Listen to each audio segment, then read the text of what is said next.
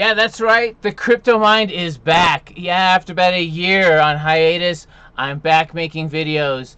And this time, I'm starting with an interview of the co-founders of the Brix Society Discord community. And if you're not familiar with it, you're going to get a good education on what it is, how it started, and why it's a great, useful resources for a lot of us gamers. And also, there's an exciting giveaway that the Brix Society is doing, and I will have links to that and more information about that at the end of this video. So have a good time watching this interview and check out the giveaway at the end. Thank you very much. It's time for...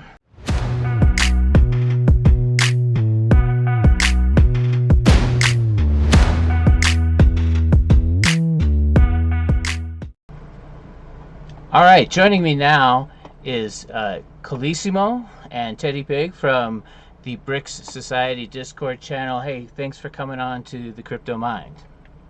Hey, thanks Hey, for having thanks for us. having me. So I guess I'll start it off, and either of you can just jump in. How? What is the Brix Society, or even maybe before that? How did this Discord channel come to be? Why? How did it form, and why? Who got it started, and what was the thinking behind it? Well, we actually kind of started it together. Yeah. Teddy Pig and I, we became friends from Upland. We played that together, talked in DMs a lot, and we were kind of handed an opportunity, to build a community. I tried starting one on my own in Upland and met Teddy Pig in that Discord server. And what we did was we figured that with the team that we could create, we could make one of the better, wax NFT communities out there. We're not biased towards specific projects. If you've got a new project that comes in, we'll talk about it. If you've got an old project that's been out there, we'll talk about it in the general chat. It started out as an idea of us kind of all working together and formed into a community where we're going to have our own NFTs, but we're not 100% focused on us. We're here more as a hub as well as our own community. So we look for people from every community that we come in contact with. It doesn't matter the chain that you're on, the game that you're playing, where you're from. We just want you to come in and be able to have somewhere you can hang out and talk to people and make friends and have a little fun playing with crypto along the way. Great. Ted? Yeah. So, yeah, and another goal of ours really is once we get really going, is to be like a gateway to other chains. So I know I started out with, buying coins, trading and stuff like that, but never really got into the NFT stuff. And then Upland kind of like was that gateway. And again, that's when I started to meet a whole bunch of really cool people. Met Colissimo. We had the Speakeasy Discord where we started to nurture a smaller, core group. Some of those people are still around, some aren't. But anyways, Wax is like the penny slots of crypto. So you can do a lot in there. You can get used to the blockchain, how it functions, how does a wallet work, what is an NFT, how can you trade, how do you swap tokens and trade tokens and things like that. And you're doing this on a smaller scale, and you can do it a lot more frequent to get used to it and not really break the bank. You do this on Ethereum, you make one transaction and it doesn't go through and you're out $200. It's insane. So Been with there. Wax, there's no transactions. You're going to pay for the network. You're staking that token towards the network to use it, but you can always take it back out when you want to back out and not be as active. So it's a really nice place to start. And once you do start there, then you can start to venture out in the other ones and feel comfortable because you'll understand how blockchain works and you'll make less mistakes and you'll be more careful. But yeah, we eventually are going to have offers and giveaways and different contests and stuff to offer NFTs into these other chains to be as an avenue. And if the community is used to Wax and all these other chains, then we can just help people onboard into this new Web3 era. I think it's a really good start for it. Right, right. I think one of the things that attracted me was the fact that when I did find y'all through some of your other members who I've been playing Prospectors on Wax in Grandland, and met a few people, joined one group, but then migrated over to Brix Society with some other of the members, and so that brought me there. But then here I am, a Prospector player, but then I see that people are talking about other games that I also played as well, and so that was kind of nice in that fashion. The whole taco thing, and others. So yes, instead of a one game specific project Discord, having a place where multiple things that I'm interested in are housed in one place is brings a lot of convenience to me as a Discord user. I can't imagine that it doesn't for others as well. That's one of the biggest values I've seen. I mean, was that your vision when you started this, or was it just a place for It you and a really, couple of friends to talk about a couple of games? Or it really, it was. When we started out, we knew immediately, just from being in other servers, that we didn't want to keep our members from being able to talk about other projects and other games. The reason that is because there's only so many times you can talk about the same white paper. There's only so many times you can talk about staking the same NFT and getting the same rewards. If you allow your members to talk about whatever they want to, it's a more welcoming environment. You're not going to get in trouble. I know there's a lot of Discord servers that ban members for talking about other games, and we're not going to decide what you can and can't talk about. It's just, it doesn't work from what we've seen. It might work for a little while, but eventually people are going to get tired of talking about the same thing over and over. yeah, so you're agnostic in that sense, but it seems to make a lot of sense to me as a gamer all my life. Like I love to play a lot of board games, for example, and then I also was on Steam quite a. I've been on Steam for like 12 years, right? And what do you do? Do you play the same game for 12 years? Yeah, there's some No, I play more than others, but you look and I've got a whole stack of lists, or you have a bookcase with all these bookcase games. Like I know very few gamers that only play one game. That's just not a reality for gamers. Um, no. so so yeah, I think it's pretty brilliant, and I hope it's going to be successful. Now, along with just the community space, sort of agnostic to whatever games people want to talk about, and focusing on some where we've got a cluster of people, we also have the whole MiniBrix NFT release that's coming out.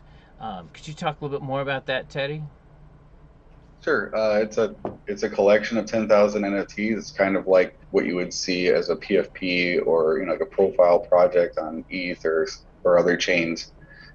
We are going to make them stakeable so that you can earn a Brix token, and then those Brix tokens are actually going to be used to buy, maybe some of these other NFTs in an auction, or you could go and trade them for wax if you wanted to. Eventually, we're going to have a store that will offer a lot of those things. And then the long-term goal is going to be an arcade slash like play casino, and you could use the token for that. But that's longer term. That's once we're a lot deeper in. But our project isn't designed to sell out. So it's, if it doesn't sell out, it doesn't sell out. But what will be available in that environment will be, that will hold the value. Because the way our sale is going to go is that once we hit 1,500 members on the Discord server, we're going to open it up for 24 hours.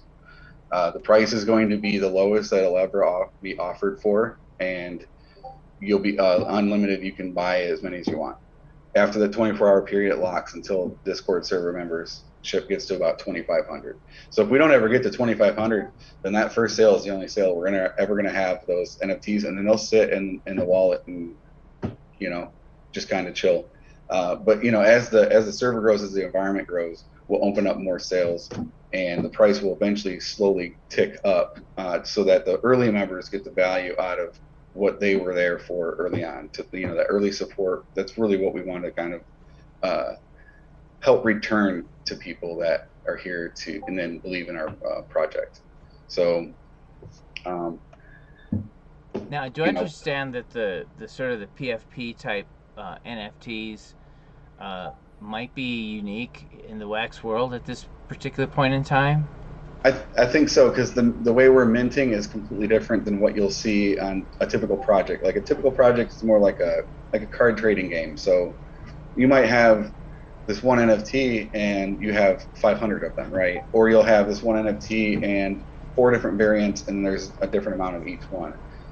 Where ours is, we have a template, but that template, each NFT is going to be unique in that template. So you'll have unique traits, a trait breakdown.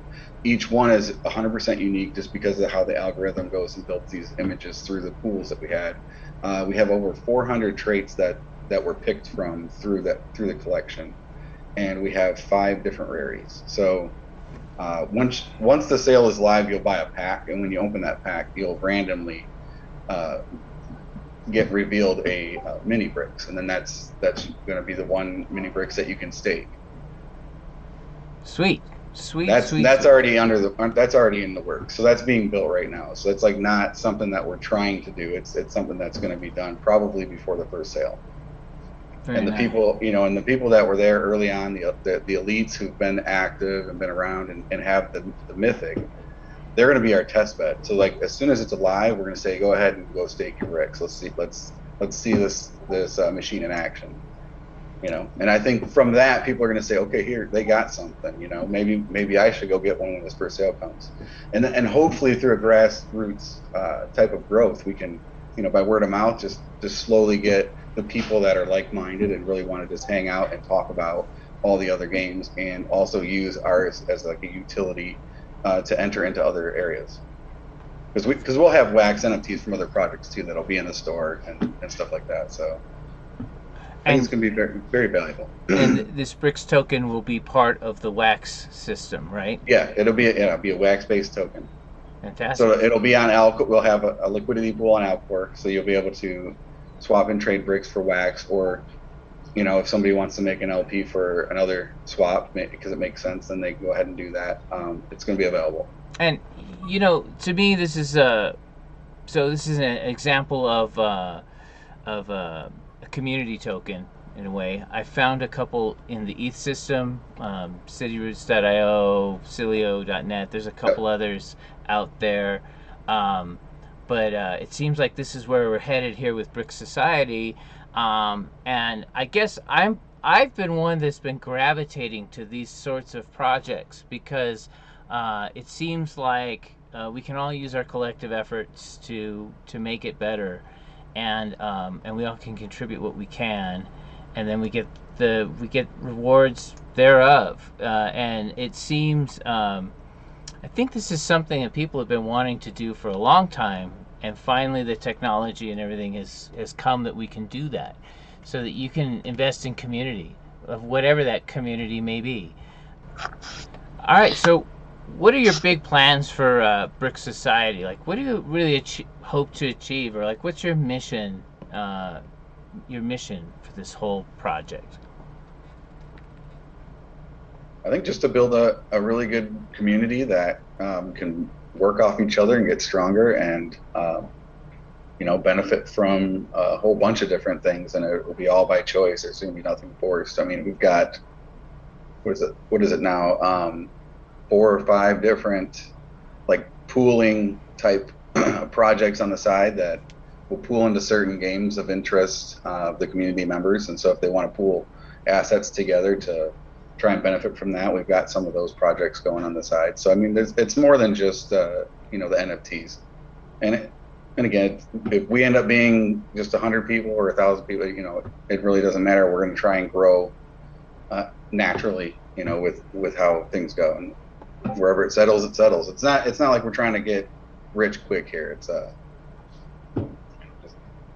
we haven't charged anybody anything yet. So I mean, we haven't even sold anything. So we don't charge anyone a percentage of the profits that are made from the pool. The only way that we make anything from the pool is only with what is paid for by the individuals. Like I hold shares in the pool, Teddy holds shares in pools, and the Brix Society as a whole actually holds shares in pools because of the founders putting money together and buying shares with the community.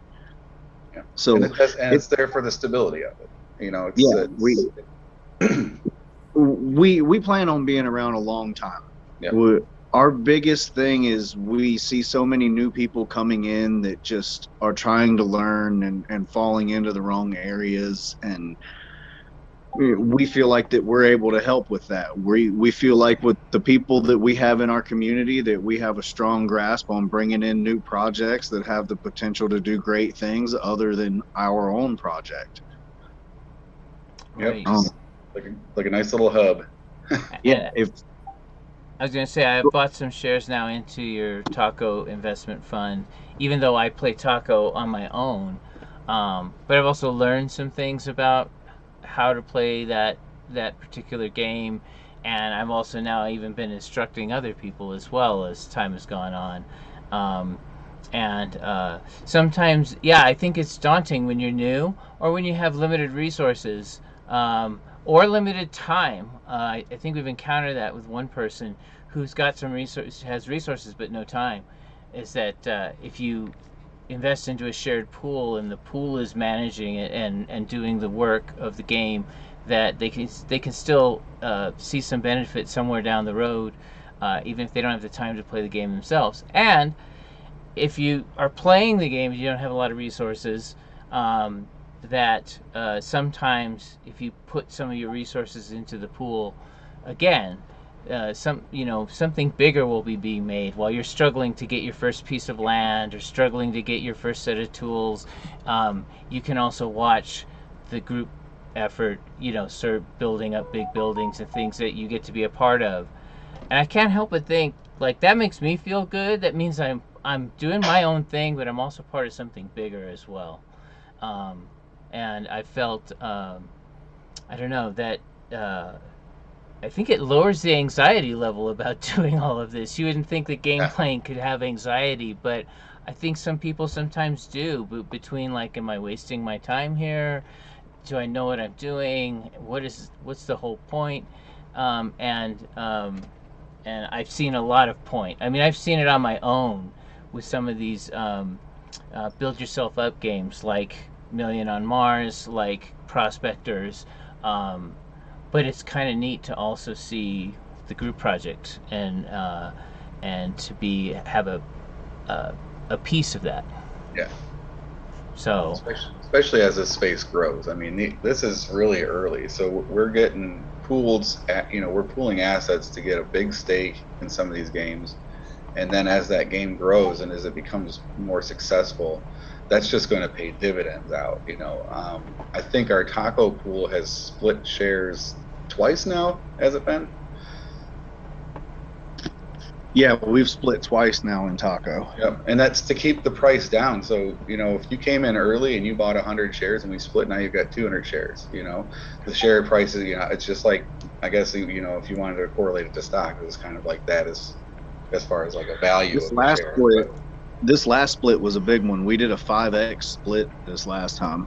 A 5-for-1 split, right? So every share that someone owned before the split is now it costs 5 times less, but you get 5 times as many shares, and a 5-for-1 that usually shows a lot of confidence or a lot of growth. Yeah, we all know how big Taco is. So as that game is getting bigger, each individual share is going to grow in value too, and especially in this bear market, if you're getting your money in there, getting your shares, and then you just let it sit and you kind of learn as it goes. You can go and cash out at any time. You want your money back, you say, I got 50 shares. Well, here's the value, and we'll do a transaction. You'll have a confirmation of it. I mean, that's 100% transparent. That's another thing. We try to be as transparent as possible with everything that we do. We might make mistakes, but we're human. But I mean, at the same time, we're trying to help people and be as open and honest about how this stuff works and how to get by and how to do things. And even when I was creating that set, I did a live stream to show people, here's the script, here's the images, here's how it was all set up, and then I'll run it, and we'll see a little batch. So You know, Nice. that's kind of how we got to the quality that we have right now. That's going to be coming released. Is we ran a few batches and did some QA and fixed things along the way. So it's been a long time. Right, and I will say that this what you just described, I find to be absolutely true. So far, I don't know. I've been in the Brix Society now. I think it's about three months maybe running. Although it seems like a lifetime in some ways, but I if you looked at my Discord, oh my God, the list is like 50, 60 long, and yet I'm spending most of my time here. And part of the reason is it's just what you said, is I've never felt like you've ever lied to me about what's up or what you're doing. When it comes to like the investment pool and the assets and all of that, you get your spreadsheet with all the numbers. Like, I'm a data guy, data nerd, so like when you put up the spreadsheet with all the stuff and you can see everything that's there and your stuff and everyone else's stuff, and it's it's very clear. Like, I really appreciate that. I don't experience that all the time in other sections of the internet, of the metaverse, of the Web3, and so to me that's a big bonus in my mind for your project, and I think that it bodes well for you in the future, and I'm glad that you say that. Like, we're all human, we make mistakes, and as long as we're in the know about it, it's pretty cool. Well, this has been a great thing. I'd love to be able to interview more about Brix Society in the future. In future videos, we can pick down into specific aspects of what's there. Would that be fine with you guys to revisit this with you, or maybe some other people that are integral into the Brix Society Discord? I'd love to come back on. It'd be great. Fantastic. Kalisma,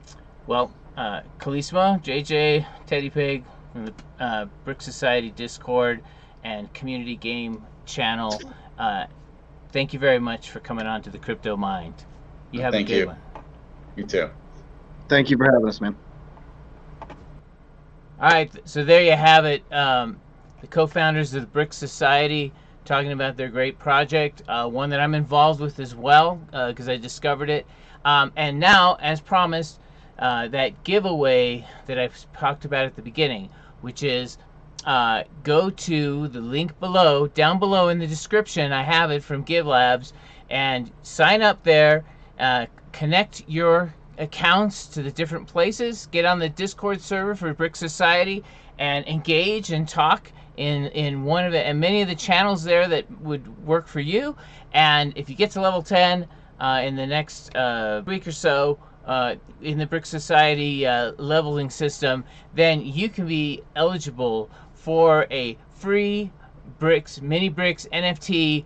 And remember, these ones, they're one of one. There's no copies of any one of them that that gets produced.